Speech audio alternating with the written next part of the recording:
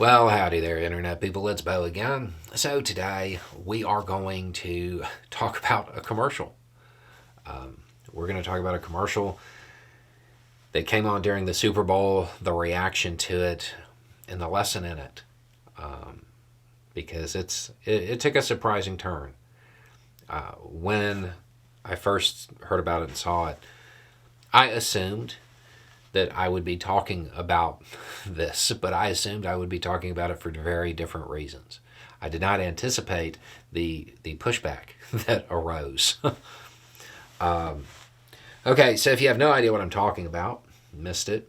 During the Super Bowl, a commercial was aired, and that commercial had a lot of imagery of feet being washed. It said that Jesus didn't preach hate; Jesus washed feet. This is obviously a Christian message, and from the imagery in it, it to me seemed pretty obvious that it came from a right-leaning organization.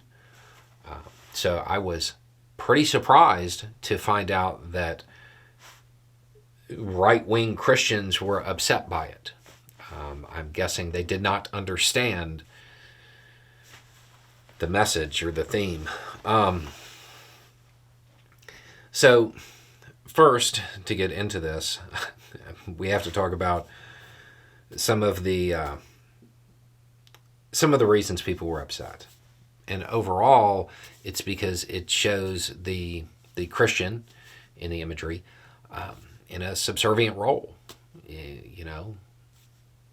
washing feet. And there were questions about why it's expected like that. Because Jesus said that he was setting an example, like it's in the book. For those that don't know, for those who aren't Christian, for those who have never heard the stories, never read the Bible, never saw the Da Vinci Code, it's important to understand that this is not some obscure lesson from the Bible. Okay, this happened at the Last Supper.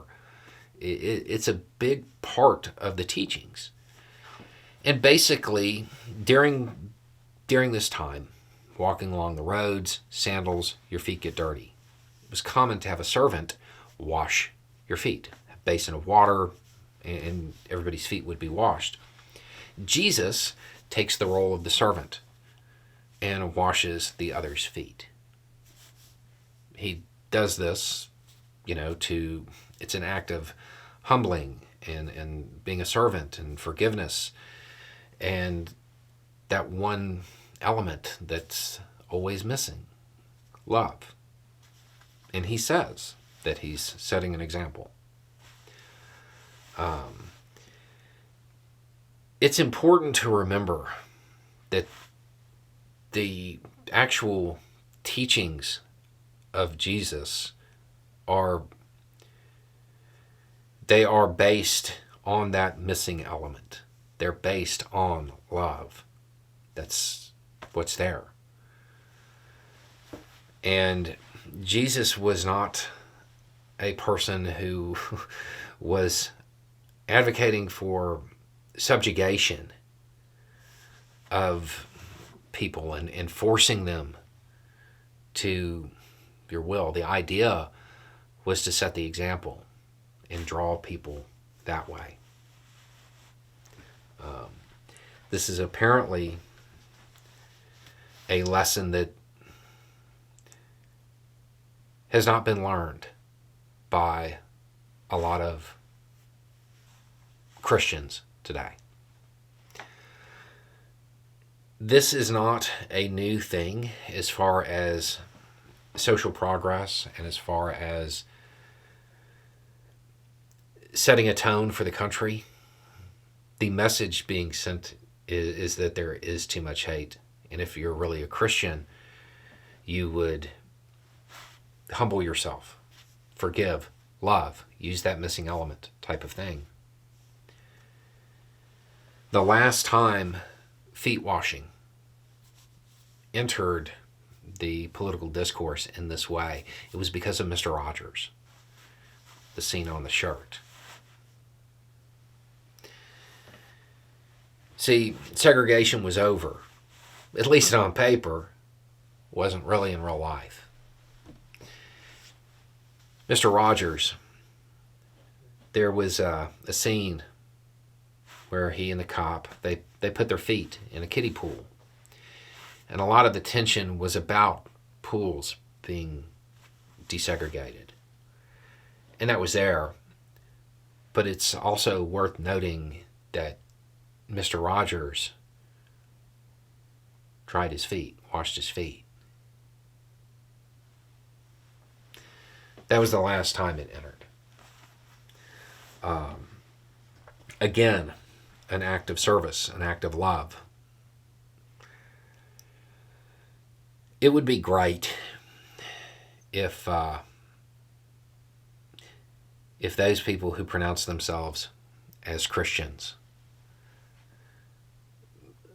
read a little bit more, followed a little bit more closely the teachings of Jesus, rather than maybe the teachings of a pastor who may not necessarily have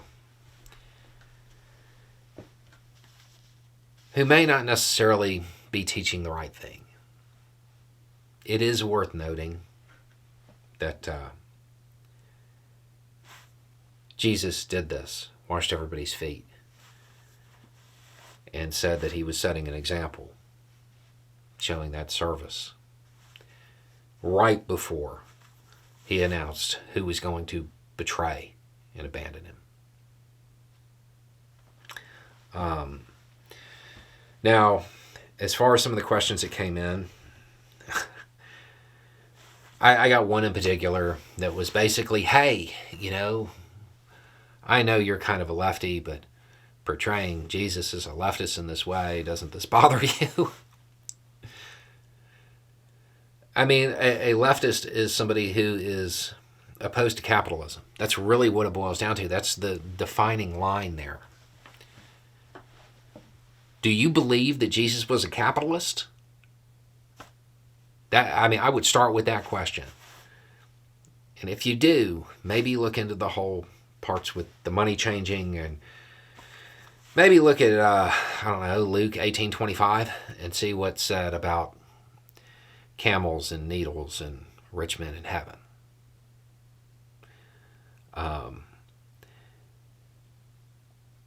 If you are under the impression that Jesus was a capitalist, I'm going to suggest that you need to read the Bible by yourself, without your pastor, and really kind of zoom in on the actual teachings of Jesus, because I got a feeling you're about to be really surprised.